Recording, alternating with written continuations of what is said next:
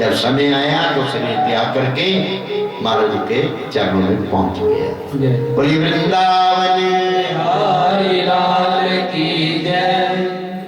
उधर एक धुंधुकारी ने अपनी माता को इतना पीटा, बता मेरे पिताजी ने कहाँ धन रखा है। उसने सोचा कि धन तो है नहीं, घर में इनकार कर दिया, ये मेरे प्राण मार लेगा। तो प्रेमियों उसने कहा सुबह बताऊंगा। वो अपने धुंधुकारी ने मान लिया। प्रेमियों क्या हुआ, फिर रात्रि के समय ही वो चली जाती और कुएं में छलांग लगा दी और वही अपने प्राण को त्याग दिया। कुएं में गिरकर मर गई। और प्रेमी उधर गोकर्ण जी ने भी सोचा कि अब यहाँ रहना अच्छा नहीं, वो तीर्थ यात्रा के लिए निकल गया। धुंधुकारी अकेला रह गया, घर में कोई पैसा नहीं, अब चोरी करने लगा। एक दिन घर वालों ने मन में सोचा कि दूसरों का धन चुरा करके लाता है, एक दिन पकड़ा जाएगा तो हमारे को भी सजा मिलेगी। ऐसा सोचकर उन्होंने क्या किया, उसके गले में फांसी लगा दी। जब वो नहीं मरा, जलती जलती लकड़ियों से मार मार कर उसकी जान दे दी और उसी स्थान पर उसे धरती में गाड़ दिया। कुछ समय बाद वैश्या के पड़ोसियों ने पूछा कि धुंधुकारी दिखाई नहीं देता, क्या कारण है? कहते वो व्यापार करने के लिए प्रदेश में गया है। तो इसलिए प्रेमी सत्य मान लेना चाहिए, जो वैश्या होती है किसी की हितैषी नहीं होती। पहले उसका धन हरण कर लेती है, फिर उसके बाद उसके प्राणों को हर लेती है। उसकी जीवा पर अमृत होता है और पेट में हलाल विष भरा होता है। धुंधुकारी मरने के पहचान क्या हो गया, एक प्रेत बन गया। गर्मी सर्दी वर्षा भूख प्यास खाने लगी। जब गोकर्ण जी को ये पता चला कि उसका भाई धुंधुकारी मर गया, तो उसका क्रियाक्रम नहीं हुआ है, उसने गया जी में जाकर के अपने भाई धुंधुकारी का श्राद्ध किया। जिस तीर्थ में जाता वहीं श्राद्ध करता। कई तीर्थों करने के पश्चात जब गोकर्ण जी अपने घर में आए, रात को वहीं सो गया जहां धुंधुकारी जी रहता था। कभी वो हाथी बनता है, कभी भैंसा बनता है, कभी मनुष्य रूप धारण करता है। गोकर्ण जी ने पूछा कि तू कौन है भाई? भूत है, कोई प्रेत है, राक्षसों जैसा तू नजर आता है। ये बात सुनी जब धुंधुकारी ने तो रोने लगा, मुख से कुछ न बोली, सामर्थ्य नहीं। गोकर्ण जी ने देखा कि ये रोने के नाम तो कुछ कहता नहीं, तो गोकर्ण जी ने कुछ मंत्र पढ़े, उसके ऊपर जब जल छिड़का, फिर उस पे बोलने की शक्ति आई।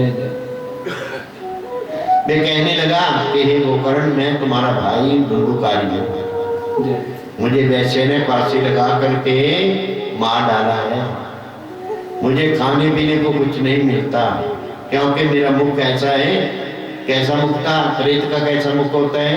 जैसे सुई में नको होता है श्राप। तो क्या गाय वो हवा के गिरी वो जीता है। खाने पीने को कुछ नहीं मिलता है, वायु ग्रहण करके ही मैं जीवित रहता। मेरा उद्धार कीजिए, मैं प्रेत योनि में पड़ा हूँ। गोकर्ण जी कहने लगे तेरे उद्धार के लिए तो मैंने गया जी में सभी तीर्थों में श्राद्ध किया, प्रेत योनि से आपका छुटकारा नहीं हुआ। वो कहने लगे चाहे तुम हजारों श्राद्ध करो, घोर पापी हूं मैं, सहज में मोक्ष नहीं पा सकता। कोई ऐसा उपाय करो जिससे आदमी योनि से छूट जाओ। गोकर्ण जी कहने लगे अच्छा तू कुछ दिन धीरज रख, शीघ्र ही तेरा उद्धार करना। धुंधुकारी चला गया। नगर के लोगों को जब सुबह पता चला, सब मिलने के लिए आए, सबका यथा योग्य गोकर्ण जी ने सम्मान किया। फिर उन्होंने विद्वान पंडितों को बुलाया, कहने लगे कि मेरे भाई धुंधुकारी के उद्धार का कोई रास्ता बतलाइए। ब्राह्मणों ने कहा कि इसके उद्धार का उपाय सूर्य भगवान ही बतला सकते हैं, सूर्य देव की आराधना का। तो उन्होंने सूर्य देव जी का पूजन किया, चिंतन किया। उसकी भक्ति से जब सूर्य देव जी प्रसन्न हुए तब उसने हाथ जोड़ करके प्रार्थना की कि हे सूर्य देव, आप मुझे मेरे भाई धुंधुकारी के उद्धार का उपाय बताइए। सूर्य भगवान ने कहा कि तुम श्रीमद् भागवत की सप्ताह धुंधुकारी को सुनाओ, उसी से उसका उद्धार हो जाए।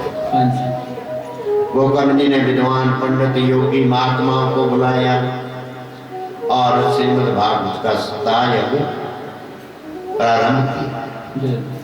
उस कथा को सुनने के लिए बहुत से नगर निवासी आए। धुंधुकारी भी आकर के एक 7 गांठ वाले बांस के ऊपर बैठकर उस कथा को सुनने लगे। प्रथम दिन की कथा संध्या के समय समाप्त हुई और जब सुनने वाले उठ करके जाने लगे, उस समय क्या देखा कि बांस पर धुंधुकारी बैठा था, उसकी पहली जो गांठ थी वो फट गई। दूसरे दिन कथा की समाप्ति पर दूसरी, इस प्रकार 7 दिन में बांस के 7 गांठें चट गई। उस सप्ताह पारायण के सुनने से धुंधुकारी ने दिव्य रूप धारण किया। उसका चतुर्भुजी रूप विष्णु भगवान जैसा प्रतीत हो रहा। पीतंबर पहने गोकर्ण जी के पास आया, नमस्कार करके कहा, भ्राता, आपने मुझे घोर पाप से छुड़ा करके मेरा उद्धार कर दिया। श्रीमद् भागवत के अलावा अन्य कोई उपाय मुझे अग्नि योनि से छुड़ाने वाला नहीं। जो प्राणी इस कथा रूपी अमृत को पान करेंगे अवश्य भवसागर से पार हो जाएंगे। धुंधुकारी गोकर्ण जी से ये कह रहा था, उसी समय स्वर्ग से एक सुंदर विमान आया। धुंधुकारी उस विमान पर बैठकर बैकुंठ को चला गया। हे मुनि, इसके पहचान जितने भी वहां विद्वान लोग थे, ऋषि मुनि थे। गोकर्ण जी से पूछा, महाराज कथा तो हमने भी सुनी, बैकुंठ से जो विमान है केवल धुंधुकारी को ही आया, वह तो बैकुंठ चला गया, हम लोग यही रह गए, क्या कारण है? गोकर्ण जी ने उत्तर दिया, भाइयों, कथा के फल में केवल यही अंतर है, जो व्यक्ति इस कथा को मन लगाकर सुनते हैं उन्हें संपूर्ण लाभ मिल जाता है, और जो लोग कथा में बैठे हुए इधर उधर की बातें करते रहते हैं और स्त्री पुत्र के मोह में पड़े हुए बैठे हैं, कब कथा समाप्त हुई, कब जाएंगे, तो उसको ये फल नहीं मिलता, ना उसको विमान होता है। मुक्ति तो एकाग्र चित्त वाले को मिलती है। ये वचन सुन करके श्रोता बड़े लज्जित हुए। गोकर्ण जी से कहा, कृपा करके आप फिर हमारे को ये कथा सुनाइए, हम मन में आकर के सुनेंगे। तो उनकी ये विनय को सुन करके प्रप्रेमी फिर गोकर्ण जी ने श्रावण मास सावन महीने में दूसरा पारायण शुरू किया।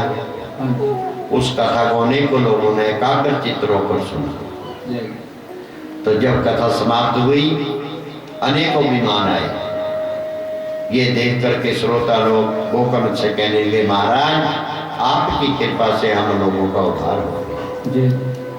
कथा समाप्त होने पर भगवान ने वहां आकर साक्षात दर्शन दिए और गोकर्ण को अपने साथ विमान पर बैठाकर गोलोक धाम को ले गए। फिर अनन्य सब श्रोतागण भी विमानों में बैठकर बैकुंठ चले गए। हे ऋषियों, जिस स्थान पर सूर्य व चंद्रमा भी नहीं पहुंचते, मनुष्य इस कथा के प्रताप से उस स्थानों पर पहुंच जाता है। इस श्रीमद् भागवत की कथा को सुनने अथवा पढ़ने से जो फल मिलता है, वह फल अनेकों यज्ञ, तप, व्रत, तीर्थ एवं दान आदि करने से भी प्राप्त नहीं होता। बोले वृंदावन की जय। तो इसलिए प्रकृतियों, जब क्या है, ये कथा जो है, यदि घर में करानी है, सप्ताह यज्ञ के योग्य स्थान ना हो, तो अनन्य किसी स्थान में जाकर के इस मंदिर में, तीर्थ में, बगीचे में इस कथा को कोई भी करा सकता है। और इस स्थान पर कथा यज्ञ हो, वहां केले के खंभों से मंडप बनाए, भजनवार आदि से भली भांति उसको सजाए और इस मंडप में जो व्यास वक्ता है उसके बैठने के लिए ऊंचा सिंहासन बनाइए। श्रोता लोग कथा सुनने के लिए आवे, उनको भी यथा योग्य आसनों पर प्रबंध करें। प्रातः काल से ही व्यास जी की कथा प्रारंभ कर देनी चाहिए। श्रोताओं को चाहिए कि कथा आरंभ होने से पूर्व ही ध्यान से निवृत्त होकर आए और एकाग्रचित होकर के कथा सुने। कथा प्रारंभ होने से पहले मुख्य श्रोता को विघ्न विनाशक श्री गणेश जी का पूजन करना चाहिए कि सप्ताह में किसी प्रकार का विघ्न न पड़े। कथा के साथ ही एक विद्वान ब्राह्मण को विष्णु सहस्त्र नाम का श्रवण देकर के 7 दिन के लिए बिठा देना चाहिए। ब्राह्मण को चाहिए कि प्रत्येक नाम के साथ सालग्राम की मूर्ति पर तुलसी जल चढ़ा करके पूजा करें। मुख्य श्रोता को पहले दिन व्यास जी की श्रीमद् भागवत का सच्चे मन से पूजन कराना चाहिए। उस पर यथाशक्ति जो दक्षिणा चढ़ा सकता हो चढ़ाए। इसके बेचा हाथ जोड़ करके भगवान से प्रार्थना करें और कहे, हे व्यास जी आप मुझे अपना दान जानकर श्रीमद् भागवती आपको प्रारंभ कीजिए। जब व्यास जी वक्ता कथा शुरू कर दे तो उस समय अपना मन सब तरफ से हटा लेना चाहिए। चित्त को एकाग्र करके कथा सुननी चाहिए। कथा सुनने के पश्चात कुछ देर हरि कीर्तन करना चाहिए। 4 घड़ी दिन रहने तक सप्ताह प्रयत्न कथा सुननी चाहिए। वक्ता को चित्त है कि वे कथा कहते समय जल्दी न करें। कथा इस प्रकार कही कि श्रोतागण चित रहे उसको समझे।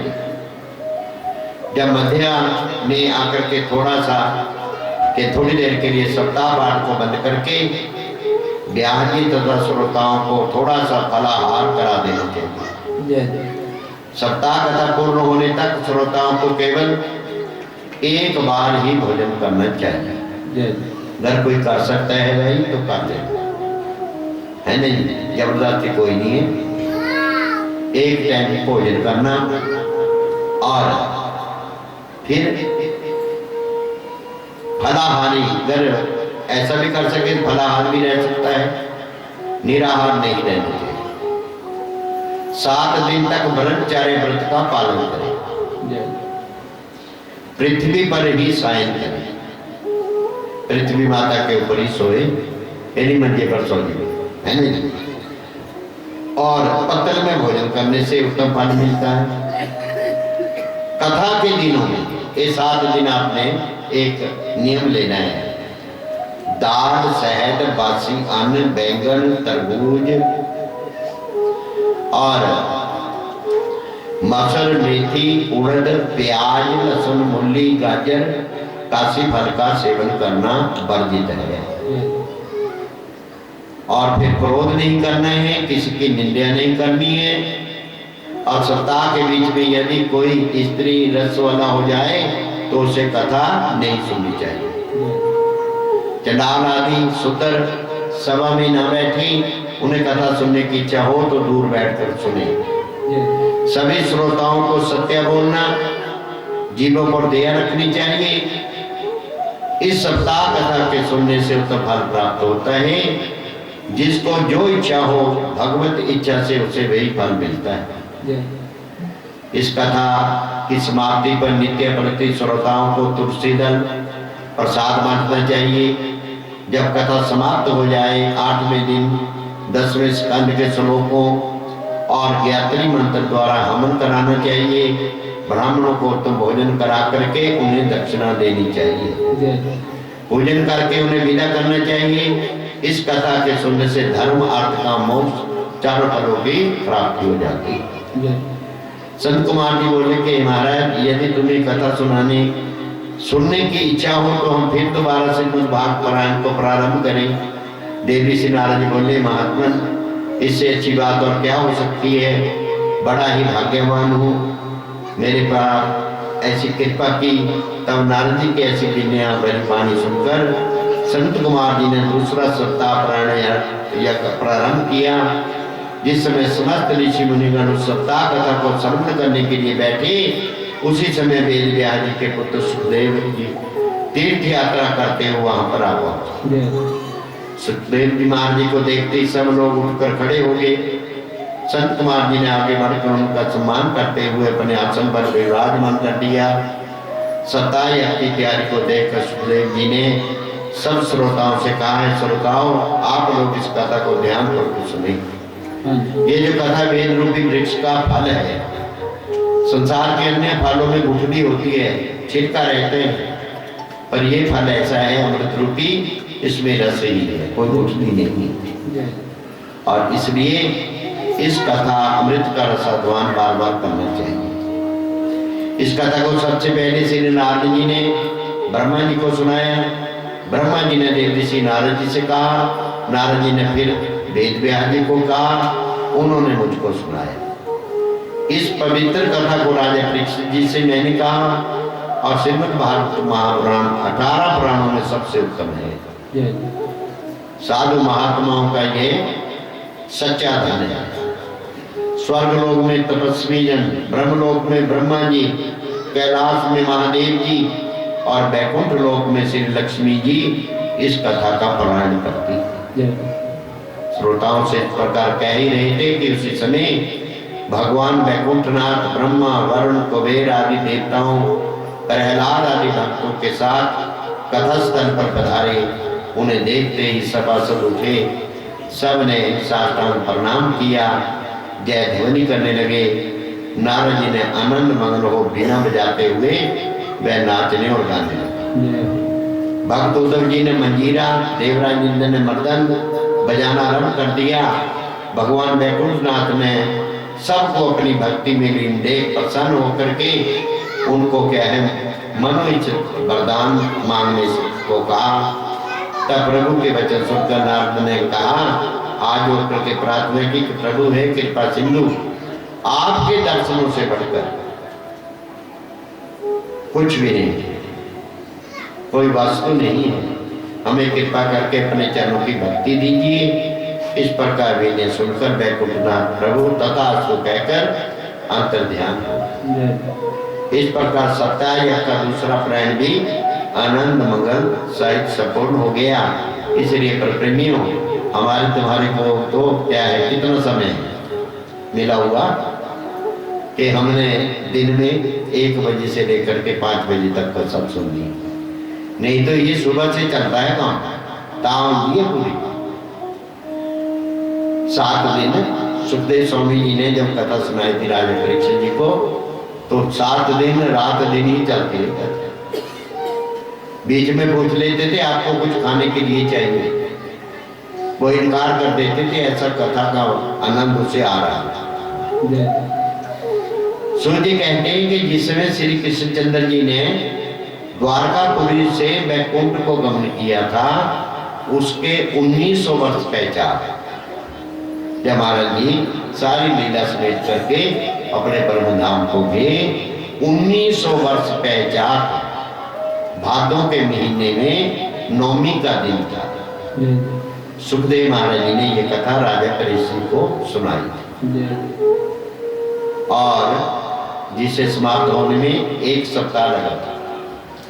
फिर उसके 200 वर्ष पश्चात गोकर्ण जी ने ये कथा सुनाई थी अपने भाई के लिए, दुदुकारी के लिए। उसके 300 वर्ष बाद संत कुमार जी ने ये नारद जी को कथा सुनाई। उसी कथा को हमने तुमसे वर्णन किया है। जो कोई इस अत्यंत पावनी कथा को आदरपूर्वक पढ़ता है, सुनता है, सुनाता है, समस्त फल प्राप्त हो जाते हैं। अंत में आनंद का भगवान श्री कृष्णचंद्र जी के चरणों में पहुंच जाता है। बोलिए वृंदावन बिहारी लाल की जय जय श्री राधे जय जय श्री राधेश्याम।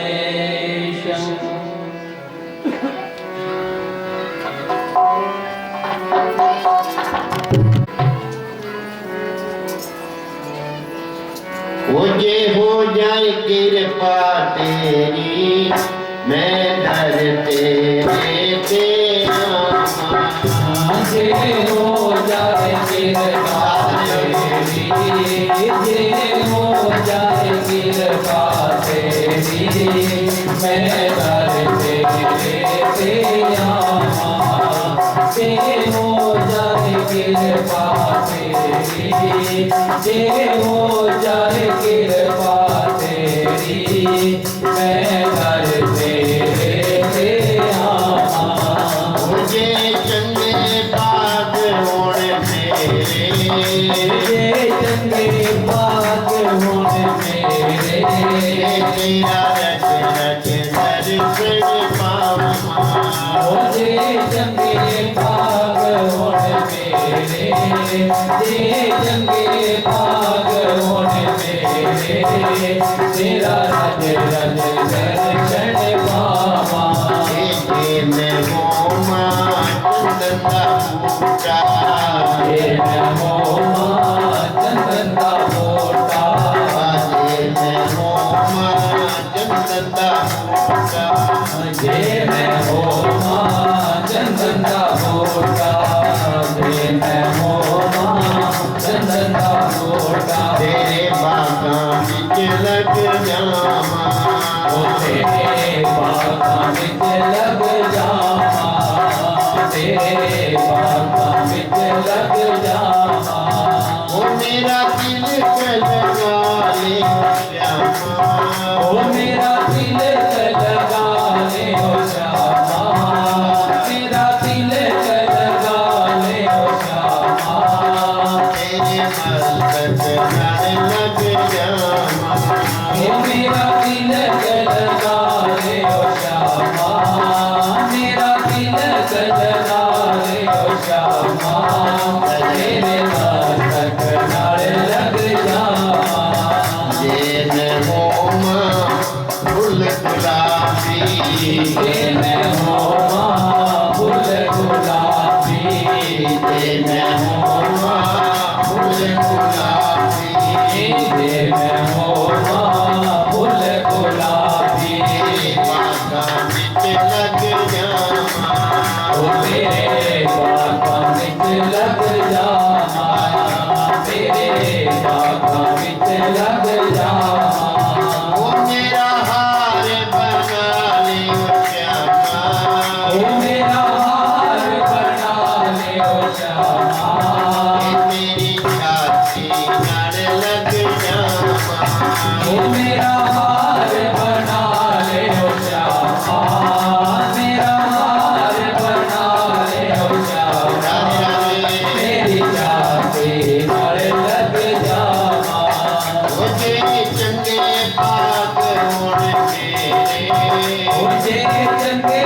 बाग होने तेरे तेरा रच रच दर्शन पावा मुझे चंगे बाग होने मेरे ये चंगे बाग होने मेरे मेरा रज रज दर्शन पावा ये मैं हो मां बांस की कोरी ये मैं हो मां बांस की गोरी ये मैं हो मां बांस की गोरी तेरे जंगला बिच लग जावा तेरे जंगला बिच लग जावा तेरे जंगला बिच लग जावा मेरी बंसी बना ले श्यामा ओ मेरी बंसी बना ले ओ श्यामा तेरे होठा नाल लग जावा ओ मेरी बंसी बना ले ओ श्यामा मेरी बंसी बना ले ओ श्यामा तेरे होठा नाल लग जावा मेरी बंसी बना ले ओ श्यामा ओ मेरी बंसी बना ले ओ श्यामा तेरे होठा नाल लग जावा होठे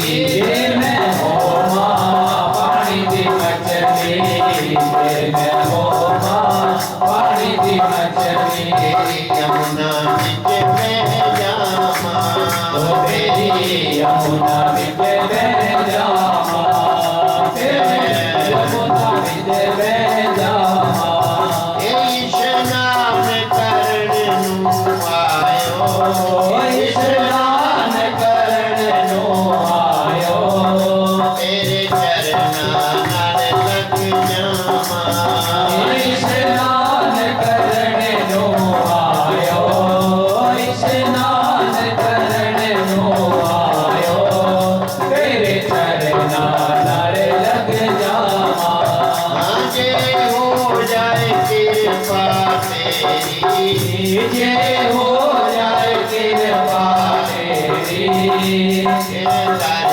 तेरे जियामा जे हो जाए कृपा तेरी जे हो जाए कृपा तेरी मैं दर तेरे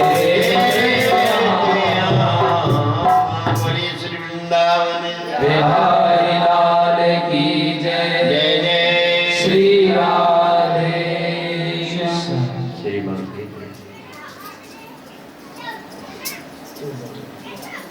बोलिए श्री वृंदावन बिहारी लाल की जय जय जय श्री राधे श्री बांके बिहारी तेरी आरती गाऊं बांके बिहारी तेरी आरती गाऊं हे बांके बिहारी तेरी आरती गाऊं बांके बिहारी तेरी आरती गाऊं हे आरती गाऊं प्रभु तुझको रिझाऊं आरती गाऊं प्रभु तुझको रिझाऊं हे तुझको रिझाऊं प्रभु तेरो गुण गाऊं तुझको रिझाऊं प्रभु तेरो गुण गाऊं हे कुंज बिहारी तेरी आरती गाऊं कुंज बिहारी तेरी आरती गाऊं श्री बांके बिहारी तेरी आरती गाऊं बांके बिहारी तेरी आरती गाऊं हे मोर मुकुट तोरे शीस पे सोहे मोर मुकुट तोरे शीस पे सोहे ओ प्यारी बनसी मुनि मन मोहे प्यारी बनसी मुनि मन मोहे ओ देख छवि तोरी बलि बलि जाओ देख छवि तोरी बलि बलि जाओ श्री बांके बिहारी तेरी आरती गाऊं श्री बांके बिहारी तेरी आरती गाऊं ओ चरणों से निकली गंगा प्यारे चरणों से निकले गंगा प्यारे ओ जिसमें है सारी दुनिया तारे जिसने सारी दुनिया तारे उन चरणों पे मैं बलि बलि जाऊं उन चरणों पे मैं बलि बलि जाऊं श्री बांके बिहारी तेरी